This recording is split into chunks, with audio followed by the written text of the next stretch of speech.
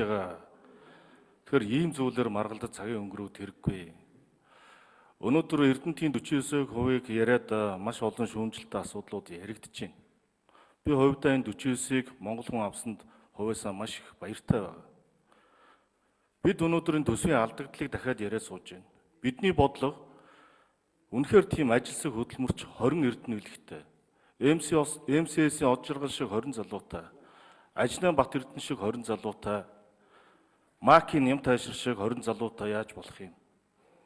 Дэлгэр сайхан шиг яаж 20 залуутай болох юм? Чойжо шиг яаж 20 залуутай болох юм?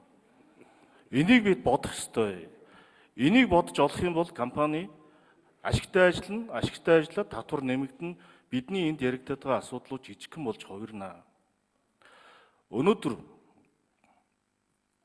100 төгрөг олдог компаниг яаж 1000 төгрөг олдог болохгүй талаар бид ажилламаар байна. Ингэснийхаа төлөө татварыг 100 төгрөг олдог компаниг 1000 төгрөг олдог болгож хувиргаад 40% татвараа нэм. 40 дахин татврын орлого нэмэгдэнэ. Нөгөө талдаа $600, $400 татвар төлсөн $600 олж байгаа компани 6.6 дахин ашиг орлоготой ажиллана. Өнөөдөр болж байгаа бүтэж байгаа бүгдээ бид нураахын төлөө явж байна. Болж бүтэж байгаа юмнасаа жоохон холуур ямаар байна. Обама хэлж ирсэн. Microsoft бол Америкийн баялагаас илүү, Bill Gates нь илүү баялаг юмаа гэж. Тэгвэл Эрдэнэтээс илүү Эрдэнэ билэг нь баялаг юмаа гэдэг байдлаар бид хандаж ажиллах цаг иржээ. МСС-с илүү од жаргал нь баялаг юмаа гэдгийг ойлгож ажиллах цаг ирсэн байна.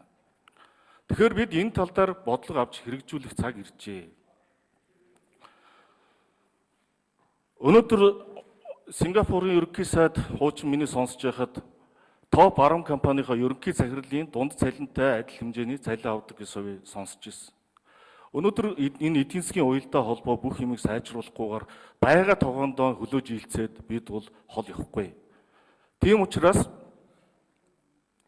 $100 олдог компани яаж $1000 олдог болох юм бэ? Өнөөдөр явбал Эрдэнэ билэг 500 саяыг босгоод чадчихээн. Итгэл өгөөд явбал 5 тэрбумыг олоод ирнэ. Од жаргалд итгэл өгөөл явбал 5 тэрбумыг олоод ирнэ. Бидний олон асуудлыг олон бизнесийн өнөөдөр Монголыг авч явж байгаа энэ залуучууд шийдэж чаднаа. Тэрэндээ итгэл өгөөч. Өнөөдөр тэр болж үтж яваа Эрдэнэттэй битгий зууралдаа. Өнөөдөр Эрдэнэт харин 100% болох юм бол гадуур ганц яриа байна. 100% шахааны бизнес бол зогсчлоо гэж байна Эрдэнэтэд. Өнөөдөр 51% чинь шахаа байхгүй болно. 51% шахаа байхгүй бид дэмжих хэрэгтэй.